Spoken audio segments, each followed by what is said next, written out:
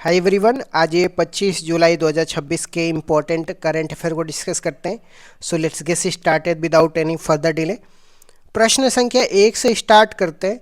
Nobel पुरस्कार विजेताओं द्वारा अपनाए गए रोमन घोषणा पत्र का संबंध किससे है? तो आर्टिफिशियल इंटेलिजेंस और परमाणु हथियार से इसका संबंध है। 1 दर्जन नोबेल विजेताओं ने मानवता के भविष्य के खतरों को देखते हुए यह अपनाया हुआ है। इसके शीर्षक की बात करते हैं तो मानवता मुहाने पर, जिसको ह्यूमैनिटी एट थ्रेशोल्ड रखा गया है। इसमें 6 प्रमुख सिद्धांत दिए गए हैं, जिनमें परमाणु हथियारों की होड़ को रोकना है, एआई का जिम्मेदार उपयोग शामिल है। इसके उद्देश्य की बात करते हैं तो गवर्नेंस और जवाबदेह लीडरशिप सुनिश्चित करना है। नेक्स्ट क्वेश्चन में आते हैं, चीन की किस कमर्शियल कंपनी ने 9 उपग्रहों के साथ ग्रेविटी फर्स्ट रॉकेट लॉन्च किया गया है? यह ओरियन स्पेस के द्वारा 9 उपग्रहों के साथ ग्रेविटी फर्स्ट रॉकेट को लॉन्च किया गया है। यह एक कमर्शियल स्पेस कंपनी है जिसे समुद्री जहाज नेवल शिप से इस रॉकेट को लॉन्च किया गया है। इसमें कुल 9 उपग्रह शामिल थे, तो ये भी आपको ध्यान में रखना है, जिसमें डोंगपो सैटेलाइट एक महत्वपूर्ण पेलोड है, तो ये भी आपको ध्यान में रखना है। समुद्र से सफलतापूर्वक उड़ान भरकर इसने अपने लक्ष्यों को स्थापित किया है, तो ये भी आपको ध्यान में रखना है। नेक्स्ट क्वेश्चन में आते हैं, डीआरडीओ ने किस एयर डिफेंस मिसाइल का पहला सफल परीक्षण किया है? तो कुशा एयर डिफेंस मिसाइल का सफल परीक्षण डीआरडीओ ने किया है। यह सतह से हवा में सरफेस टू एयर वॉर करने वाली लंबी दूरी की मिसाइल है। इसका परीक्षण उड़ीसा के एपीजे अब्दुल कलाम द्वीप से किया गया, तो यह भी आपको ध्यान में रखना है। यह प्रोजेक्ट कुशा का हिस्सा है, जिसे भारत के एयर डिफेंस सिस्टम को मजबूत करने के लिए डिजाइन किया गया है। यह दुश्मन के ड्रोन या मिसाइल को हवा में ही इंटरसेप्ट कर नष्ट करने में सक्षम है, तो यह भी आपको ध्यान में रखना है। नेक्स्ट क्वेश्चन में आते हैं, अंतर्राष्ट्रीय शतरंज संघ फाइड के अंतरिम अध्यक्ष का पदभार किसने ग्रहण किया? तो विश्वनाथ आनंद ने अंतर्राष्ट्रीय शतरंज संघ फाइड के अंतरिम अध्यक्ष का पदभार ग्रहण करी है। वे भारत के पहले ग्रैंड मास्टर और 5 बार विश्व विजेता रहे हैं, तो ये भी आपको ध्यान में रखना है। वर्तमान अध्यक्ष की बात करते हैं तो अर्काडी डबोरकोविच पर प्रतिबंध लगाने के कारण आनंद को यह जिम्मेदारी मिली है। फीडे की जब हम बात करते हैं तो इसकी स्थापना 20 जुलाई 1924 को हुई थी और इसका हेडक्वार्टर लोजेन स्विट्जरलैंड में है, तो ये भी आपको ध्यान में रखना है। नेक्स्ट क्वेश्चन में आते हैं, Bharat international typhoid diabetes summit 2026 की मेजबानी कहाँ पे करेगा? तो जोधपुर राजस्थान में करेगा। यह शिखर सम्मेलन 30 जुलाई से 1 अगस्त 2026 तक आयोजित होगा।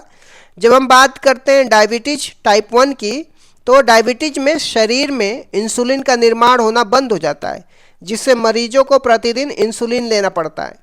अब बात करते हैं डायबिटीज की, तो इसमें इंसुलिन हार्मोन की कमी होता है, जो अग्नाशय की बीटा कोशिका से निकलता है।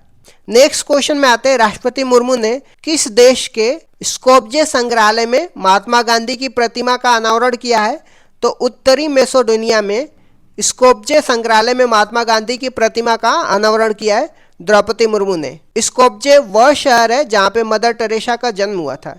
इसे संग्रहालयों का शहर या म्यूजियम ऑफ सिटी भी कहा जाता है, तो ये भी आपको ध्यान में रखना है। गांधी जी की यह प्रतिमा शांति, अहिंसा, मानवता के प्रतीक के रूप में स्थापित किया गया है। नेक्स्ट क्वेश्चन में आते हैं, कपास की खेती के क्षेत्रफल के आधार पर दुनिया में शीर्ष स्थान पे कौन सा देश है? तो भारत है।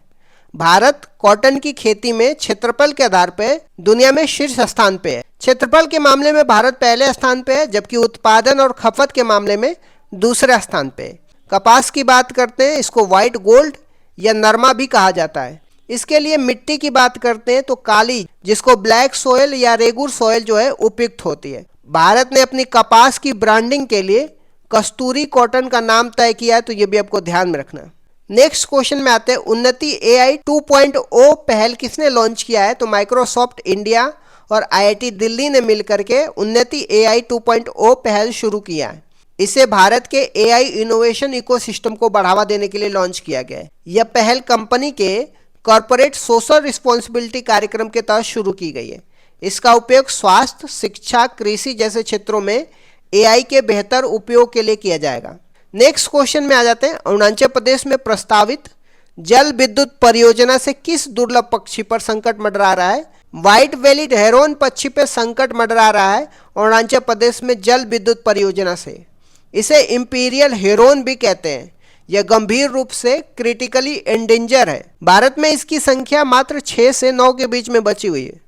बात करते हैं लोहित नदी की, तो लोहित नदी पर प्रस्तावित 1200 मेगावाट की परियोजना से इसका प्राकृतिक आवास प्रभावित हो सकता है। नेक्स्ट क्वेश्चन में आते हैं, भारत में राष्ट्रीय आयकर दिवस नेशनल इनकम टैक्स डे 2026 कब मनाया गया है? तो 24 जुलाई को भारत में राष्ट्रीय आयकर दिवस मनाया गया है। 24 जुलाई 1860 को जेम्स विल्सन ने भारत में पहली बार आयकर की शुरुआत करी थी।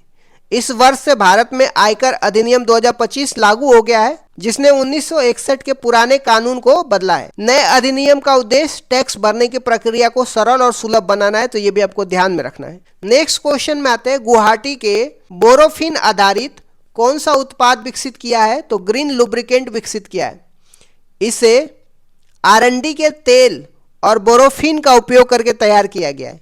यह पर्यावरण को नुकसान पहुंचाए बिना मशीनरी में घर्षण और टूट फूट को कम करने में सहायक होता है। इस तरीके से मैंने कुछ इंपॉर्टेंट करंट अफेयर को डिस्कस कर दिया। Thank you so much guys, keep loving, keep supporting, bye bye.